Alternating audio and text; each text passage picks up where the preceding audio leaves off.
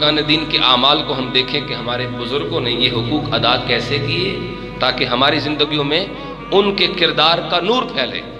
حضرت امام الائمہ سراج الامہ امام اعظم ابو حنیفہ کا ایک پڑوسی تھا جو شرابی تھا۔ اب ہمارے یہاں اگر خدا نہ خواستہ کسی پڑوسی میں کوئی گناہ پایا جاتا ہے تو ہم تو بات ہی نہیں کرنا پسند کرتے اس سے۔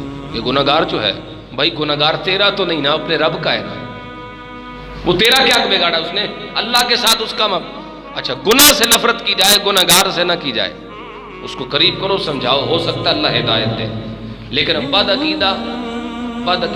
عقیدگی سے بھی نفرت ہے، بد عقیدہ سے بھی نفرت ہے، ٹھیک ہے؟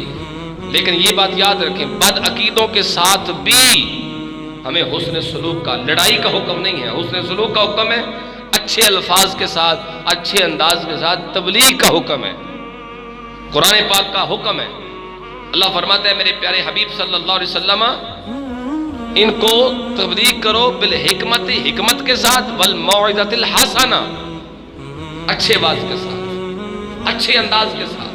تو تبلیغ کا ہمیں حکم ہے، اگرچہ بد عقائد جو لوگ ہیں ان کے ساتھ ہمارا رستہ الگ ہے۔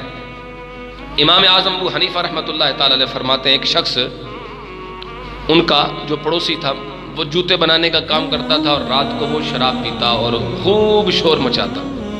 اب امام صاحب کی عبادت کا وقت ہوتا تھا، مسائل کے حل کرنے کا وقت ہوتا تھا اور وہ شور مچاتا تھا۔ بڑے تنگ ہوتے لیکن اس کو بس سمجھا دیتے، اس کے خلاف کوئی ایکشن نہیں لیتے تھے۔ ہمارے یہاں جناب فون کر دیتے ہیں خود پولیس کو، آ جاؤ لے جاؤ اس کو، یہ کام کر رہا ہے یہ، آ جاؤ۔ امام صاحب کو ایکشن نہیں لیتے تھے، بس اسے سمجھاتے تھے۔ ایک دن وہ کوتوال چکر لگا رہا تھا، اس نے دیکھا شور مچا رہا ہے، اس نے پکڑا اور لے گیا تھانے، جیل میں بند کر دیا۔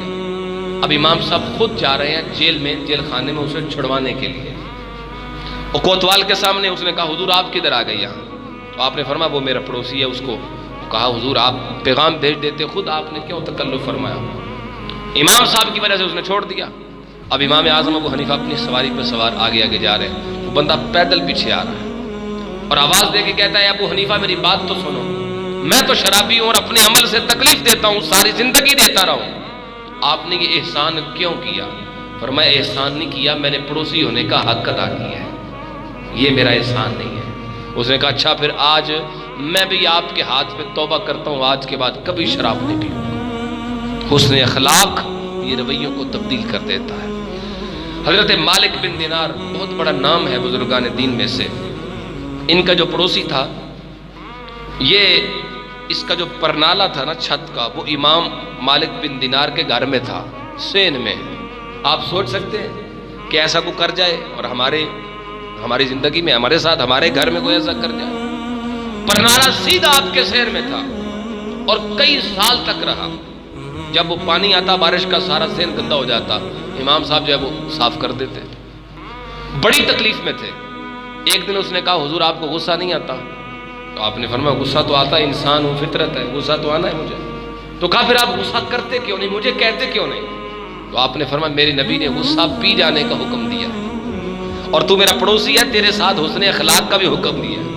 اس نے کہا اچھا جس نبی کا کلمہ آپ پڑھتے ہو مجھے بھی پھر اسی کا غلام بننا ہے۔ تو حسن اخلاق کی وجہ سے میں نے عرض کیا رویے بدل جاتے ہیں۔ ایک اور بزرگ ہیں حضرت بایزید بسطامی رحمۃ اللہ تعالی علیہ، ان کا پڑوسی ان کے جب گھر نہیں ہوتے تھے، ان کی غیر موجودگی میں، غیر مسلم پڑوسی گھر نہیں ہوتے تھے تو چراغ کے لیے تیل نہیں ہوتا تھا ان کے گھر میں، تو جب تک وہ غیر مسلم پڑوسی اپنے گھر سے باہر رہتا، چراغ حضرت بایزید بسطامی کے گھر سے جاتا تھا۔ آپ فرماتے تمہارا خرچہ، تمہاری ضروریات میں پوری کروں۔ تھوڑا سا خیال رکھنا چاہیے ہمیں کہ اگر پڑوسی ان کا وارث یا ان کا مالک یا ان کا بڑا گھر نہیں ہے تو پیچھے سے پوچھنا چاہیے بخیر ہے، کسی چیز کی ضرورت تو نہیں، روٹی تم نے کھائی ہے کہ نہیں کھائی، کوئی سالن پکا ہے تمہارے گھر کے کوئی نہیں، پوچھ لینا چاہیے، اس میں حرج نہیں ہے۔ ایسا بھی ہوا ایک گھر میں پریشانی ہے اور ساتھ والے آرام سے سوئے ہوئے ہیں۔ ہمارے یہاں بے احساسی اور سمجھ لے کہ دل پتھر بن گئے، بالکل احساس کوئی نہیں ساتھ والے کا، بالکل قطعاً کوئی احساس نہیں ہوتا ہمیں۔ اس لیے خدا کے لیے ہم اپنے رویوں کو بدل لیں۔ یہ چھوٹی چھوٹی نیکیاں ہیں لیکن ان کا اجر بڑا ہے، اور یہ ظاہراً لگتے ہیں چھوٹے گناہ پر ان کا عذاب بہت بڑا ہے۔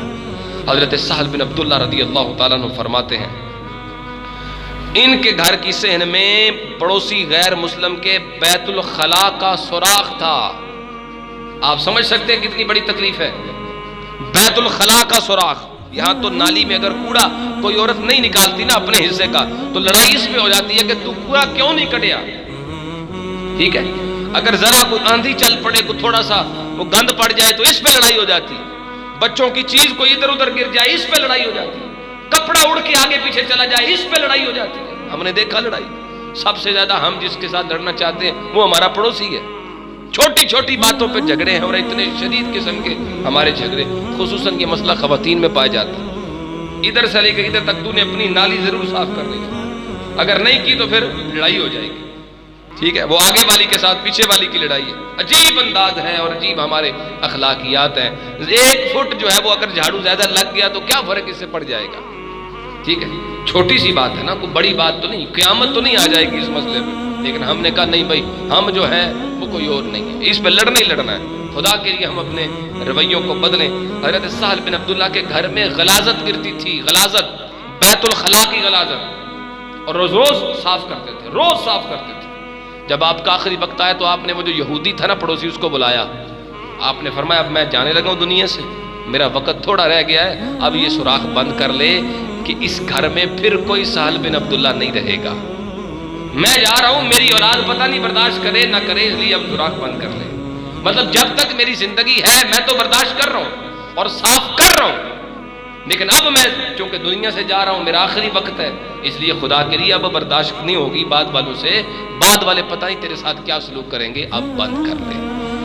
اس میں یہ اشارہ تھا, اگر زندگی اور ہوتی تو اور بھی برداشت کرتا, زندگی میری بڑھتی تو میں اور بھی تیرے دکھ برداشت کر سکتا تھا, لیکن اب میرے پاس وقت نہیں ہے. ہمارے رویے ان بزرگان دین کے حالات کو دیکھیں اور پھر اپنا آپ تبدیل کرنے کی کوشش کریں. حضور فرمائے اتنے حقوق ہیں کہ مجھے گمان ہوا کہ کہیں اس کو وراثت کا حقدار نہ بنایا جائے. اللہ ہمیں عمل کی توفیق دے. ہر بندہ چاہتا ہے حق ملے, مجھے حق ملے, اولاد کا بھی ملے, ماں باپ کی طرف سے بھی ملے, بیوی کی طرف سے بھی ملے, پڑوسیوں کی طرف سے بھی ملے. لینا ہر کوئی چاہتا ہے, دینا کوئی نہیں چاہتا. ہم یہ احساس پیدا کریں, آؤ میدان میں کھڑا ہوں, جس نے جو حق لینا ہے لے لو. ہم لینا چاہتے ہیں, دینا کوئی نہیں چاہتے. ہم چاہتے ہیں ہمیں سکھ ملے, کسی کو سکھ دینا نہیں چاہتے. ہم چاہتے ہیں ہمیں سکون ملے, کسی تک سکون پہنچانا نہیں چاہتے. جذبات نہیں ہیں وہ ہمیں کہ کوئی بھی ہماری وجہ سے خوش ہو جائے, کسی کو ہم سکھ پہنچا لیں, کسی کا دکھ دور کر لیں. ہم اپنا سوچتے ہیں, کاش کہ ہم اپنا چھوڑ کے دوسروں کا سوچیں, اور جو دوسروں کا سوچتا ہے بھوکا وہ خود بھی نہیں رہتا. ایک میں اکثر حکایت پڑھتا ہوں اور سناتا ہوں. ایک بادشاہ تھا, آخری بات کر کے بات مکمل کرتے ہیں. ایک بادشاہ تھا, اس نے, وہ بڑا حکیم تھا, اس نے اپنے خادموں کو کہا کہ شہر کے امیر جتنے بھی لوگ ہیں نا, امراء, ان سب کو بلاؤ اور دعوت کرو. دسترخوان لگ گئے. جب امراء سارے جمع ہو کے بزنس مین سارے آ گئے نا, تو اس نے کہا کہ ان کے ہاتھوں پہ پھٹیاں باندھو, لکڑی کے ٹکڑے لے کے یہاں باندھ دو اور اوپر پٹیاں باندھ دو. ہاتھ ان کے ایسے سیدھے کر دو اور ان کو روٹی کھاؤ. اب ایسے سیدھے ہاتھ ہے, روٹی کیسے کھائیں؟ ہاتھ منہ تک جائے گا تو روٹی کھائیں گے نا.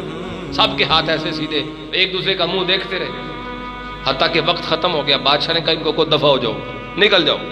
کھانا ویسے کا ویسا. بادشاہ نے پوچھا کھایا کیوں نہیں؟ کہتا جی ہاتھ ہی ایسے تھے, کیا کھانا تھا.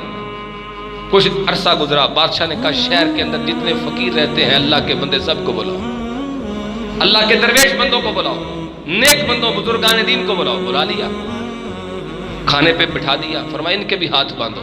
پھٹیاں باندھی, ہاتھ سیدھے کر دیے. کچھ وقت گزرا, دیکھا برتن صاف ہیں, کھانا کھانے والے کھا چکے. فرمایا جاؤ. وہ چلے گئے. تو ان کے خادموں نے پوچھا حضور انہوں نے کھانا کیسے کھایا؟ ایک فقیر کو بلا لیا. ہاں بھی بتاؤ, ہاتھ تو تمہارے بندے تھے, کھانا تم نے کیسے کھایا؟ وہ کہتا ہے اپنے ہاتھ اپنے منہ تک تو نہیں جا سکتے تھے, دوسرے کے منہ تک تو جا سکتے تھے نا. ہم دو ہو کے بیٹھ گئے, ایک دوسرے کو کھلاتے رہے, ایک دوسرے کو کھلاتے رہے, سب نے کھا لیا. تو لقمہ جب کسی تک پہنچا رہے ہیں تو اپنا بھی بھوکا نہیں رہے گا. حق جب کسی کو دے رہے ہیں تو خود بھی بے حق نہیں رہیں گے. سکون اگر کسی کو پہنچا رہے ہیں تو خود بھی بے سکون نہیں رہ سکیں گے. اس لیے جذبہ پیدا کریں کہ میں نے حق دینے ہیں, میں نے سکون پہنچانا ہے, میں نے اہل دنیا کو راحت پہنچانی ہے, رحمت بننا ہے. یقین فرمائیے ہم بھی بے سکون دنیا میں نہیں رہیں گے. اللہ ہمیں عمل کی توفیق دے اور اللہ ہمیں دنیا میں دنیا والوں کے لیے باعث رحمت بننے کی توفیق عطا فرمائے۔